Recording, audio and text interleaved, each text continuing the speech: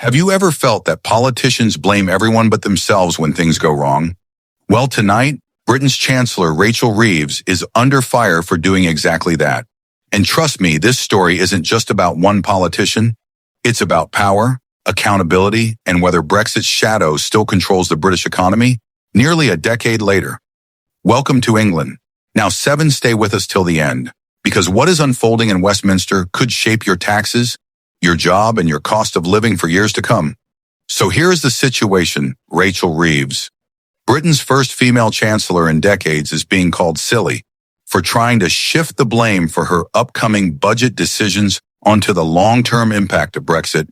She says Brexit left scars on productivity and growth, but her opponents say she is using old excuses to cover up her own tough choices.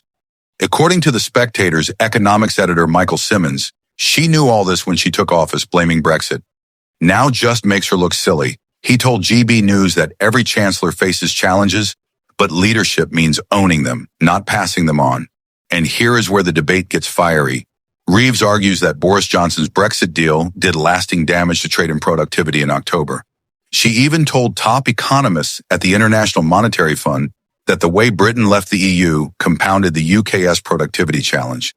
In her words, Brexit did not just change our borders, it changed our economic rhythm.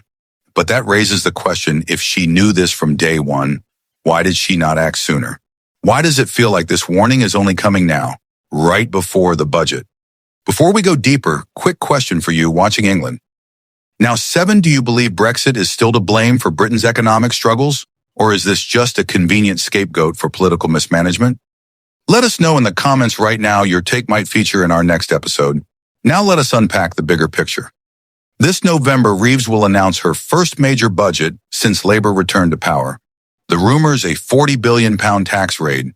Yes, billions in new taxes, despite Labour's campaign promise not to raise VAT, income tax, or national insurance. Reeves says her hands are tied, that she inherited a mess from the Conservatives, and that the mini-budget under Liz Truss left Britain's finances fragile. But the opposition is not buying it. Conservative leader Kemi Badenoch called her pre-budget speech one long waffle bomb, basically a list of excuses disguised as strategy. Her words, she blamed everybody else for her own choices, her own decisions, her own failures. Harsh, maybe. But here is what is really interesting. This narrative blaming Brexit, the pandemic, global tariffs, even Donald Trump's trade threats suggest that Labour's team is preparing the public for unpopular tax hikes. It is classic political framing, soften the blow before it lands. Let us pause for a moment. If you were in Reeves' position, trying to fix Britain's economy with limited options, would you raise taxes to stabilize the market or cut spending and risk another wave of austerity? Think about that and drop your answer below. Because the truth is, Britain's economy is in a tight spot. Growth has been stagnant, productivity lags behind Europe, and inflation has eroded wages. The government faces the impossible task of balancing investment with fiscal discipline. But voters do not want to hear impossible. They want results. According to analysts from the Institute for Government, Reeves' argument that Brexit is to blame might hold some truth, but politically it is risky. They warn that by reviving the Brexit debate, she could reopen old divisions that Labour desperately wants to move beyond.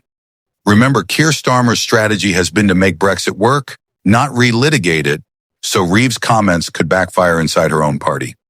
Now here is something you might not know. Since taking office, Labour has quietly started negotiating new arrangements with the EU, focusing on trade simplification, mutual standards, and financial cooperation.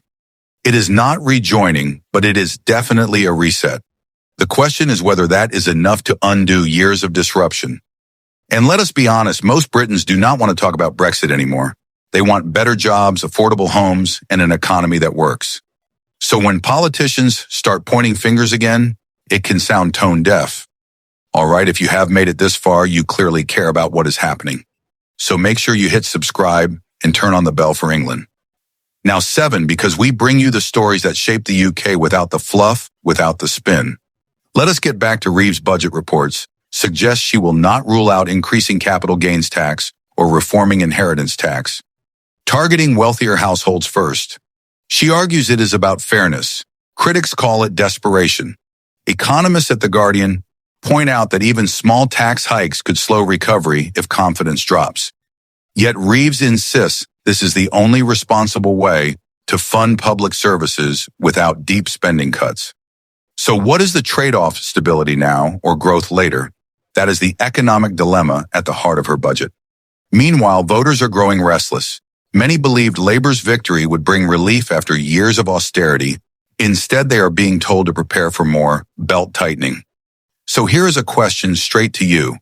Do you trust Labor to deliver economic stability, or do you feel déjà vu from the past decade of broken promises? Tell us below. And do not forget to like this video so more people join the conversation.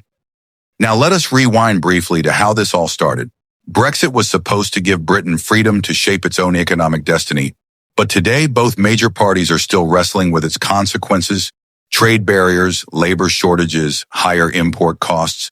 All of it adds friction to an economy already under strain. Reeves is right that Brexit caused long-term damage, but the challenge for her government is turning that truth into action. Not excuses in an interconnected world pointing to the past only go so far. Markets react to what you do not, what you say. And that brings us to the core message tonight. Leadership is not about blaming the last government. It is about proving you can do better. As the budget approaches on November 26th, all eyes will be on Reeves. Will she deliver a plan that rebuilds confidence and fairness, or will she cement the image of a government trapped between ideals and reality? Whatever happens, it is going to be one of the most consequential budgets in years. It could define whether Britain's post-Brexit identity is one of renewal or regret. Before we close, here is what to watch for in the coming weeks. Any leaks about new tax bans or spending cuts, the reaction from small businesses and trade unions, and perhaps most importantly, how international investors respond, because their confidence will determine the pound's strength after budget day. All right, last question before we wrap up, and I want honest answers in the comments. If you were chancellor for one day, what would you fix first, taxes, wages, or trade? There is no wrong answer, but your ideas might inspire our next discussion. You have been watching England Now7, the channel where facts meet conversation. If you enjoyed this breakdown, hit subscribe, share it with a friend, and stay tuned for our follow-up right after the budget announcement. Because when the numbers drop on November 26th, we will be here to separate what is spin and what is real. Thank you for watching, and remember, staying informed is your power.